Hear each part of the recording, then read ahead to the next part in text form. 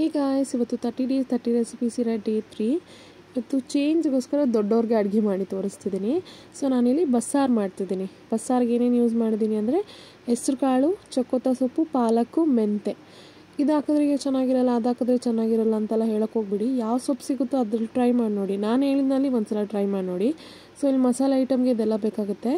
Next ಇಲ್ಲಿ ಬಾಣಲಿನಲ್ಲಿ 1 spoon ಎಣ್ಣೆ ಹಾಕ್ಕೊಂಡಿದ್ದೀನಿ. ಮೊದಲಿಗೆ ಜೀರಿಗೆ ಮತ್ತು ಮೆಣಸನ್ನ ಸ್ವಲ್ಪ ಕಲರ್ ಚೇಂಜ್ ಆಗೋ ತನಕ ಫ್ರೈ ಮಾಡ್ಕೊಳ್ಬೇಕು.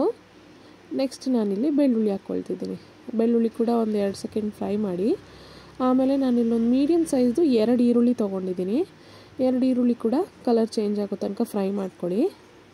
ಸಿಮ್ಮಲ್ಲೇ ಇಟ್ಕೊಂಡಿದ್ದೀನಿ ನಾನು. ಇಲ್ಲಿ ನೋಡಿ, ಹೆಸರು ಕಾಳು ಮತ್ತು ಸೊಪ್ಪು 2 ವಿಜಿಲ್ಗೆ ಬೆಂದೋಯ್ತು. ಸೊ ಅದನ್ನು ನೀರು ಬಸ್ತಿಡೋಕ್ಕೆ ಸೈಡಲ್ಲಿ ಇಟ್ಕೊಂಡಿದ್ದೀನಿ.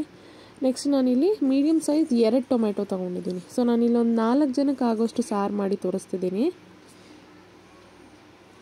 ಒಂದು ಗೋಲಿ ಗಾತ್ರದಷ್ಟು ಹುಣಸೆಹಣ್ಣು ತೊಗೊಂಡಿದ್ದೀನಿ. ನಾವು ಹುಳಿ ಕಡಿಮೆ ತಿನ್ನೋದು, ಹೇಳಿದೆ ಅಲ್ವಾ. ನೆಕ್ಸ್ಟ್ ಸಾಂಬಾರ್ ಪೌಡ್ರ್ ಹಾಕಿ ಒಂದು 2 ನಿಮಿಷ ಫ್ರೈ ಮಾಡಿದ್ರೆ ಸಾಕು, ಇಲ್ಲ ಸೀದೋಗ್ಬಿಡುತ್ತೆ. ಇನ್ನೇನು ಆಫ್ ಮಾಡಿದ್ಮೇಲೆ ಕೊತ್ತಂಬರಿ, ಬೇಯಿಸಿಟ್ಕೊಂಡಿರೋವಂಥ ಹೆಸರು ಕಾಳು, ಒಂಚೂರು ಸೊಪ್ಪು. ಇದು ಸಾರಿಗೆ ಮಸಾಲೆ ಆಯಿತು. ಇವಾಗ ಪಲ್ಯಕ್ಕೆ ಜಜ್ಜಿಟ್ಕೊಂಡಿರೋ ಬೆಳ್ಳುಳ್ಳಿ, ಕರಿಬೇವು, ಈರುಳ್ಳಿ, ಒಣಗಿದ ಮೆಣಸಿನ್ಕಾಯಿ. ಬಾಣಲೆ ಇಟ್ಕೊಂಡಿದ್ದೀನಿ, ಸಾಸಿವೆ ಹಾಕಿದ್ದೀನಿ. ಬೆಳ್ಳುಳ್ಳಿ ಸ್ವಲ್ಪ ಕೆಂಪಾಳಾಗೋ ತನಕ ಚೆನ್ನಾಗಿ ಫ್ರೈ ಮಾಡ್ಕೊಳ್ಳಿ. ಆಮೇಲೆ ಕರಿಬೇವು, ಈರುಳ್ಳಿ ಮತ್ತು ಒಣಗಿದ ಮೆಣಸಿನ್ಕಾಯಿ ಹಾಕಿ ಚೆನ್ನಾಗಿ ಫ್ರೈ ಮಾಡ್ಕೊಳ್ಳಿ. ಬೇಯಿಸಿಟ್ಕೊಂಡಿದ್ದಂಥ ಕಾಳು, ಸೊಪ್ಪು ಹಾಕಿ, ಉಪ್ಪು ಹಾಕಿ ಫ್ರೈ ಮಾಡಿದ್ರೆ ಪಲ್ಯ ಒಂದು ಕಡೆ ರೆಡಿ ಆಗ್ತಿದೆ. ಇವಾಗ ನಾವೇನು ಮಸಾಲೆ ಮಾಡಿಟ್ಕೊಂಡಿದ್ವಲ್ವ ಸಾರಿಗೆ, ಅದನ್ನು ರುಬ್ಕೊಳ್ಳೋಣ.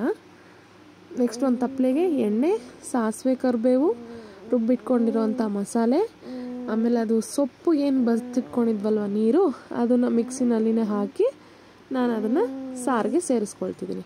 ಸೊ ಸಾರು ಒಂದು ಕಡೆ ಕುದಿ ಬರ್ತಾಯಿದೆ, ಪಲ್ಯ ರೆಡಿ ಆಗಿದೆ. ಬಸ್ಸಾರು ಮಾಡಿದ್ಮೇಲೆ ಮುದ್ದೆ ಮಾಡಿಲ್ಲ ಅಂದರೆ ಆಗುತ್ತಾ? ಸೊ ಮುದ್ದೆ ಮಾಡಿಕೊಂಡು ಒಂದು ಬ್ಯಾಟಿಂಗ್ ನೋಡೇ ಬಿಟ್ವಿ. Thank you.